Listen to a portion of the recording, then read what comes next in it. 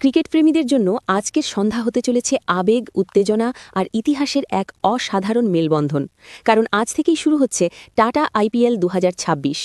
আজ ২৮শে মার্চ সন্ধ্যা ৭টা ৩০ এম চিন্নাস্বামী স্টেডিয়ামে পর্দা উঠতে চলেছে টাটা আইপিএল ২০২৬-এর।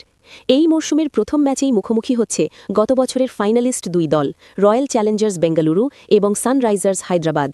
ক্রিকেট প্রেমীদের নজর থাকবে বিশেষভাবে বিরাট কোহলির ওপর, যাকে অনেকেই ক্রিকেট কিং বলে সম্বোধন করেন। ২০২৫ সালে ট্রফি জয়ের পর ডিফেন্ডিং চ্যাম্পিয়ন আরসিবি আজ নিজেদের হোম গ্রাউন্ডেই শুরু করছে নতুন যাত্রা। অন্যদিকে সানরাইজার্স হায়দ্রাবাদে এসেছে বড় পরিবর্তন।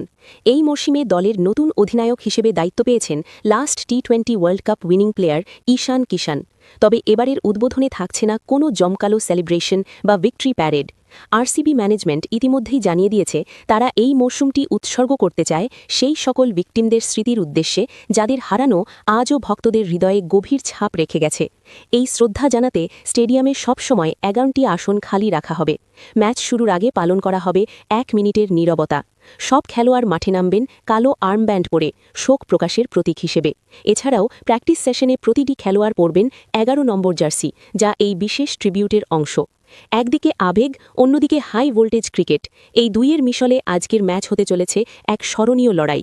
নতুন অধিনায়ক ঈশান কিষানের নেতৃত্বে এসআরএইচ কি নতুন ইতিহাস গড়তে পারবে, নাকি বিরাট কোহলির রাজাত পাটিদারের নেতৃত্বে আবারও জয় দিয়ে শুরু করবে বেঙ্গালুরু দল? সব প্রশ্নের উত্তর মিলবে আজ সন্ধ্যায়।